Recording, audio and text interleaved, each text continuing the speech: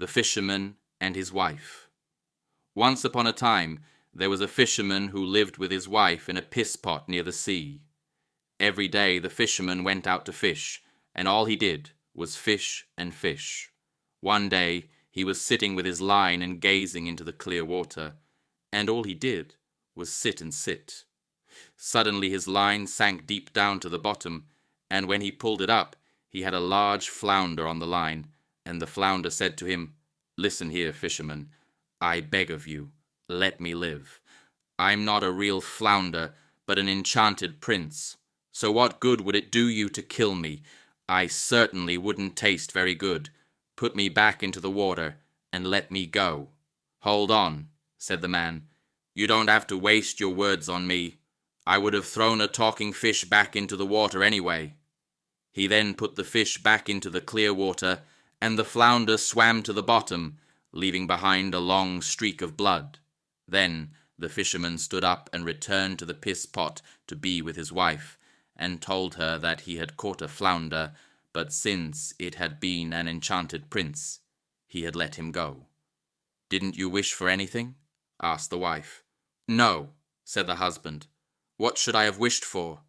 "Ah," said the wife, "don't you think it's awful that we've got to live in this piss-pot? It stinks, and it's disgusting. You should have wished for a little hut. Go back and call him. Tell him we want a little hut. I'm sure he'll give us one." The husband didn't think that this was the right thing to do, but he went back to the sea anyway, and when he arrived, the sea was green and yellow, and he stood on the shore and said, "Flounder, flounder in the sea, if you're a man, then speak to me. Though I don't agree with my wife's request, I've come to ask it nonetheless." The flounder came swimming up to him and said, "Well, what does she want?" "Oh," said the man, "my wife Isabel thinks I should have wished for something because I caught you. Since she doesn't want to live in a piss-pot, she'd like to have a hut." "Just go home," said the flounder. "She's already got it." The fisherman went home, and his wife was standing in the doorway of a hut and said to him, "Come inside, husband. Look, now, isn't this much better?" There was a stove and a parlour, also a kitchen. Behind the hut was a little yard and garden with all kinds of vegetables and chickens and ducks. "Oh," said the fisherman, "now we can enjoy ourselves." "Yes," said the wife, "we're going to enjoy it." Everything went well for about a week or two, and then the wife said, "Listen, husband, the hut is much too cramped, and the yard and garden are too little. I want a large stone castle. Go back to the flounder and tell him to give us a castle." "Ah, wife," said the husband, "the flounder has just given us a hut, and I don't want to go back again so soon. The flounder might be unwilling to do anything." "What do you mean?" said the wife. "He can easily do it, and he'll be glad to do it. Just go back to him." So the fisherman left, and his heart grew heavy. When he got to the sea, the water was purple, dark blue, grey and dense, but still calm.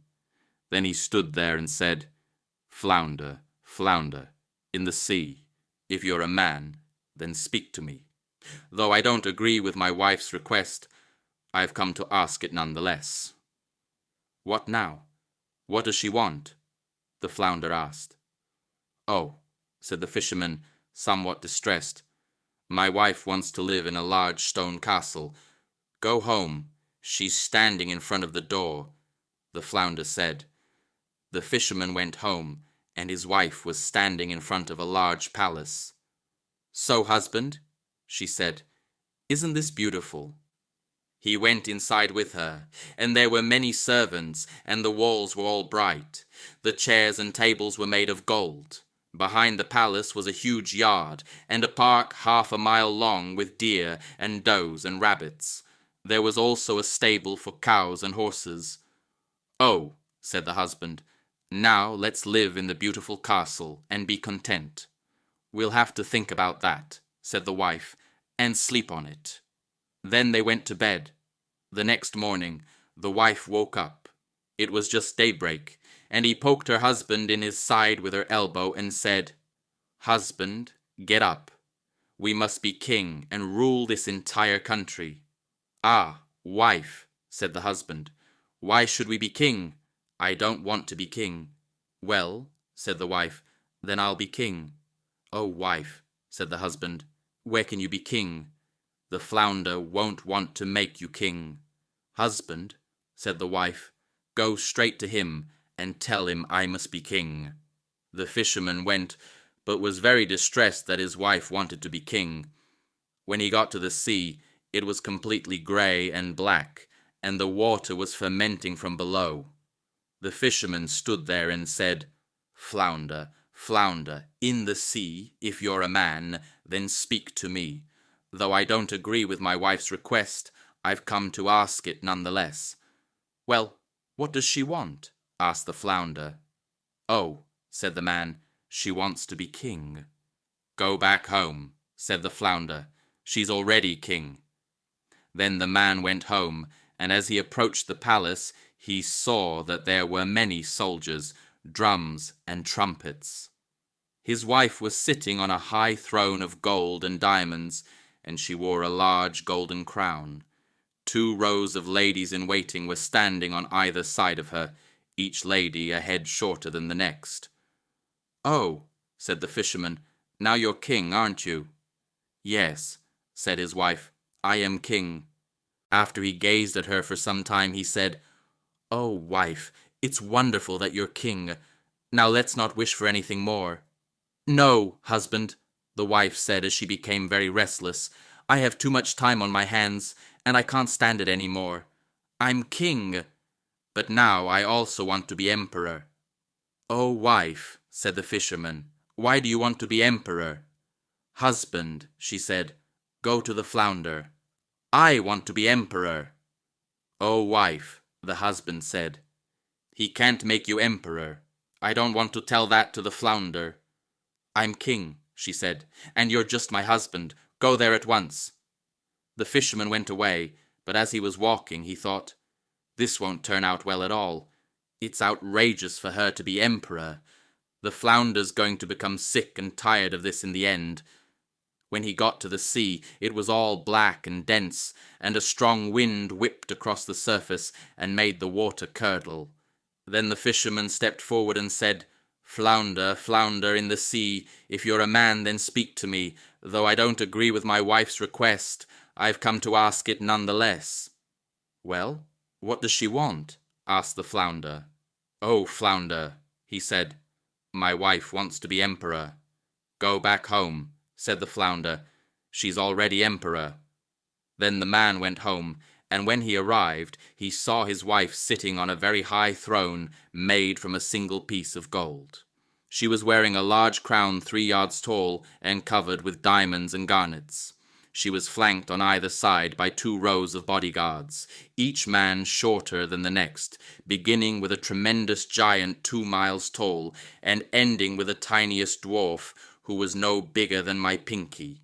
There were also many princes and dukes standing before her, and her husband stepped up and said, "Wife, now you're emperor, aren't you?" "Yes," she said, "I'm emperor." "Oh," said the fisherman, and he gazed at her for some time. "It's wonderful that you're emperor." "Husband," she replied, "why are you standing there like that? I'm emperor, but now I also want to be pope." "Oh, wife," said the husband, "why do you want to be pope?" "Husband," she said, "I want to be pope." "No, wife," said the fisherman, "the flounder can't make you pope. It won't turn out well." "Stop talking nonsense, husband," said the wife. "If he can make me emperor, he can also make me pope. Go there at once." So the fisherman went off, but he felt rather queasy. He was trembling, and his knees began to wobble. A strong wind swept across the land. The water rose up in waves, and the waves splashed against the shore. Ships were in distress as they were tossed up and down by the waves. Though there was still a little blue in the middle of the sky, the horizon was completely red, as if a heavy thunderstorm were coming. Then he stepped forward and said, "Flounder, flounder, in the sea if you're a man, then speak to me. Though I don't agree with my wife's request, I've come to ask it nonetheless." "Well, what does she want?" asked the flounder. "Oh," the man said, She wants to be Pope. Go back home, said the flounder. She's already Pope. Then the man went home, and when he arrived, his wife was sitting on a throne 2 miles high, and was wearing 3 large golden crowns on her head. Numerous bishops and priests were standing around her, and there were 2 rows of candles on either side of her. The biggest candle was as thick and as large as the highest tower, and the tiniest was a church candle. "Wife," the man said as he took a good look at her, "are you the Pope?" "Yes," she said, "I'm Pope." "Oh, wife," he said, "isn't it wonderful that you're Pope? You must be satisfied. Now that you're Pope, you can't become anything greater." "I'll think about it," said the wife. Then they both went to bed, but she wasn't satisfied, and her ambition prevented her from sleeping. She kept thinking of ways she might become greater than she was. When the sun began to rise, she sat at the window and thought, "Aha, I could also make the sun rise." Then she became quite grim and poked her husband and said, "Husband, go to the flounder. I want to be like God." The husband was still half asleep, but he was so shocked by what she had said that he fell out of the bed. "Ah, wife," he said, "be content and remain Pope." "No," his wife said, "I won't have any peace of mind, and won't be able to bear it until I can make the sun and moon rise. I want to be like God." "Ah, wife," the husband said, "the flounder can't do that. He can make you emperor and Pope, but he can't make you God." "Husband," she said, and looked ghastly, "I want to be like God. I want you to go to the flounder at once." Now his limbs began to tremble, and he was filled with fear. Outside, a great storm was raging so much that all the trees and mountains were shaking. The sky was pitch black, and there was thunder and lightning. Black waves rose up in the sea as high as mountains, and they all had crests of white foam on top. Then the fisherman said, "Flounder, flounder in the sea, if you're a man, then speak to me. Though I don't agree with my wife's request, I've come to ask it none the less." "Well, what does she want?" the flounder asked. "Oh," he said, "she wants to be like God." "Go back home. She's sitting in your piss pot again." And that's where they are still sitting this very day.